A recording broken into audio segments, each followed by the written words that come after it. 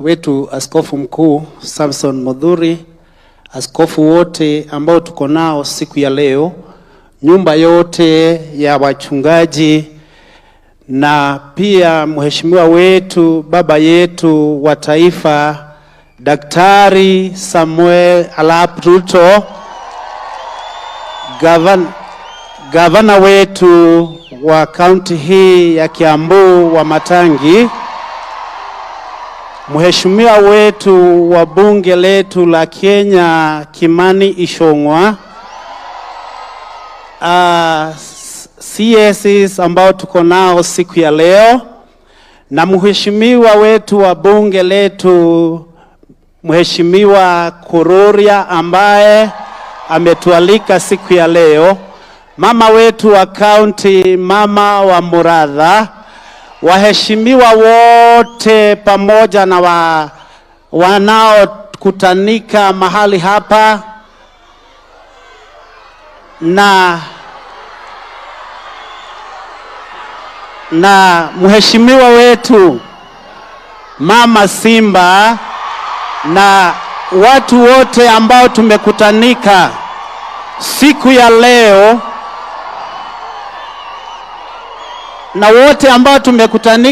ya leo, ili tuweze kumwabudu Mungu kwa pamoja.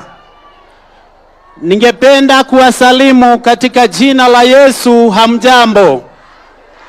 Bwana Yesu asifiwe. Ya kwanza, kwa majina yangu naitwa Joseph Ndekei Mbaria. Mimi ndiye nimeshikilia kiti cha chairman wa AIPCA Gatodo Diocese.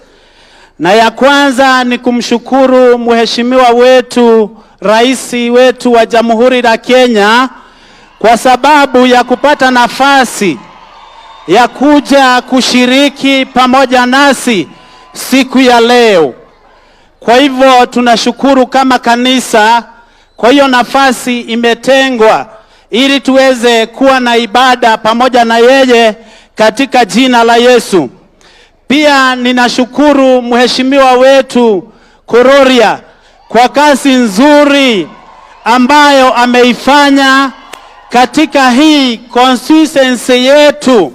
Amejitoa kwa bidii halali, na tunashukuru kwa kazi nzuri ambayo ametufanyia na maendeleo ambayo yamekuwa yakitufikia.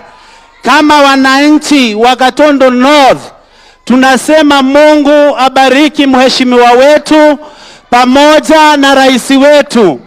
Tumwambie ya kwamba chochote ambacho kinapatiwa mheshimiwa wetu kinaweza kutufikia kwa jina la Yesu. Pia nitashukuru kwa sababu ya siku ya leo.